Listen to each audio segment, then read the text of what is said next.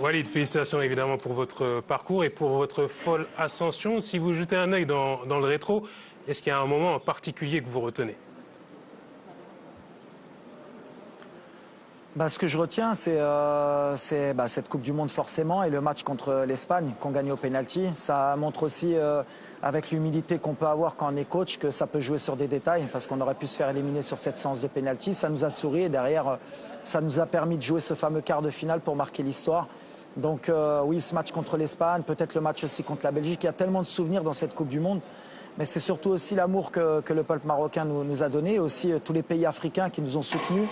Sincèrement, on a senti cette énergie à la Coupe du Monde, que tout un continent était derrière nous match après match.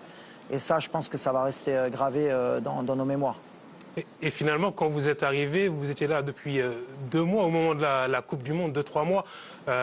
Vous aviez fait un diagnostic par rapport à cette équipe qui avait du talent, on le savait tous, mais qui n'arrivait pas à le concrétiser sur le terrain. Quel a été ce diagnostic et quels sont les leviers que vous avez activés pour qu'elle aille jusqu'en demi-finale? L'objectif, en fait, la chance peut-être que j'ai eue, c'est que 10 ans auparavant, j'ai été nommé adjoint du sélectionneur Rachid Taoussi. On était à peu près dans les mêmes conditions avant la CAN 2013 en Afrique du Sud. On avait été élu 4 mois avant la compétition. On s'était qualifié sur un match retour contre le Mozambique. Et on était à 2 doigts de passer les poules et de cette mini-expérience en sélection, plus mon passé de joueur, bien sûr. Et le fait de connaître très bien aussi les joueurs marocains, puisque je suivais la sélection, ça m'a permis justement de bien réfléchir au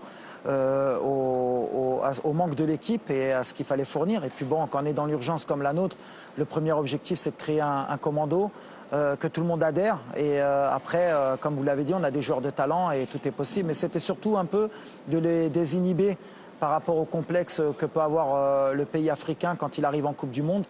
Le message, il était simple, il peut paraître simple, mais c'était de dire vous jouez tous dans des clubs européens, vous les rencontrez tous les week-ends, donc pourquoi avoir à chaque fois ce complexe? Allons-y pour marquer l'histoire, et les joueurs y ont cru, et c'est à leur honneur surtout, parce que nous, les coachs, bien sûr qu'on a le discours, bien sûr qu'on met en place des choses, mais s'ils n'adhèrent pas, on n'est pas capable de faire ce genre d'exploit.